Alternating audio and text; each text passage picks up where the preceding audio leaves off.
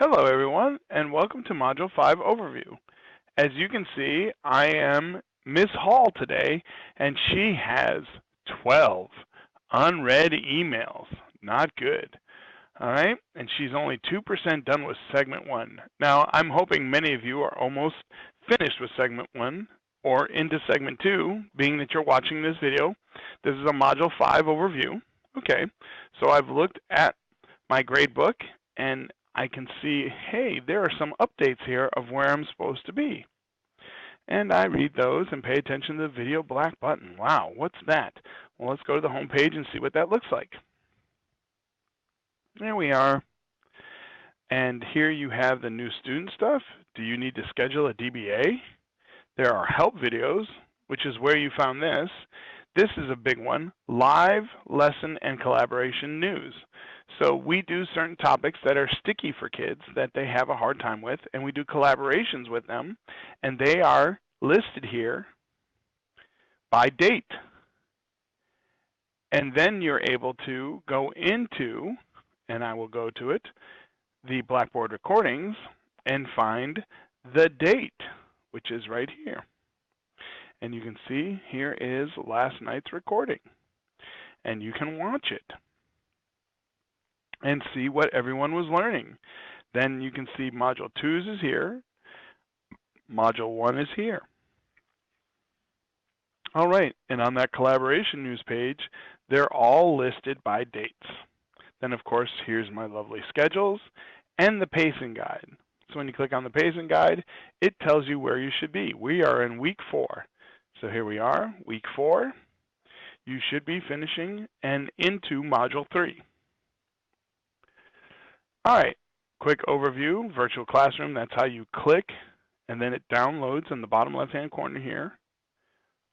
Type in our name, and it downloads it here, and you see it in the bottom left-hand corner. Then you click on the meeting, and it should load you in without a problem. I'm not going to do it right now, but that's what happens. Okay, so let's go into Module 5 overview, lessons. And I'm going into Miss Hall. And here we are, Module 5. This one is pretty straightforward.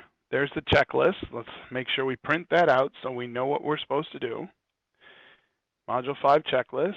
Uh-oh, caution. Module 5 practice review test. That means it's in the lesson. This is our first warning that when it's not in the assessment area. If you try to do it in the assessment area, I will see it when you submit it. And I'm not going to grade it because it is automatically graded. You do it in the lesson. It is not something that you do in the assessments. It's telling you right here, do not attempt.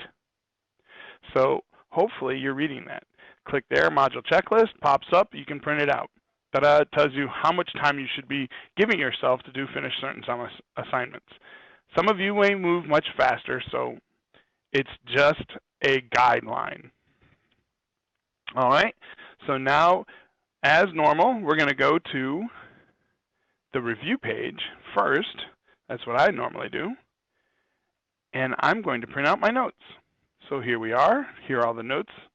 And there are no advanced lessons here, so print, print, print, print, click print, or copy. There it is. Copy it down, lesson objectives.